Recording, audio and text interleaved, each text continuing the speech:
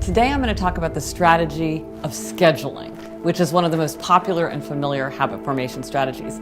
There's kind of a magic to the schedule. For most people, if something appears on their schedule, if it's on their calendar as an item, they're much more likely to follow through with it. And so one of the ways you could use this is just by making sure that you actually have something in your schedule for anything that you want to follow, any habit you want to acquire. So don't just say to yourself, well, I'm going to go to the gym today. You say, I'm going to go to the gym right after breakfast.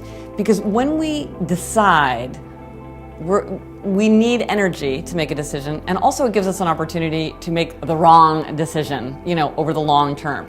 And so as much as you can eliminate decisions, the better you are going to be able to form a habit. So you want to decide in advance.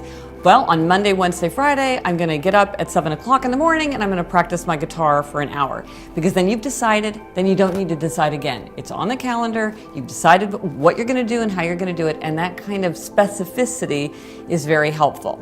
And you can pick any kind of value and try to figure out how to make a place for it in your calendar. So for instance, one of the things I talk about in Happier at Home is I wanted to have more time with my older daughter because she's like entering the teen years, and I wanted to make sure we had fun time when it wasn't about chores or nagging or, household stuff. And so I thought, well, if I just said to myself, I want to spend more time with my daughter, it would never happen. It would always be like, some next week, I don't know. So I'm like, we need to put it on the schedule.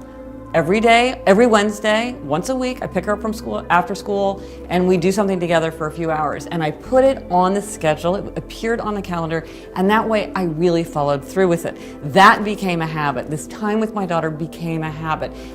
No matter how much I wanted to do it, if it hadn't been on the calendar, it wouldn't have gotten done. Now you might say, well, what about things that you only do one time?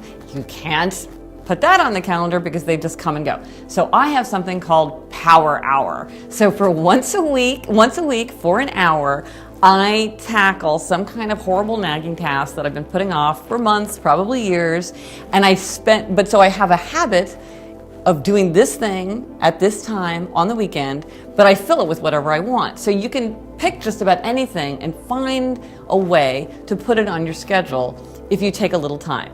Now, a note on the Rubin tendencies as related to scheduling.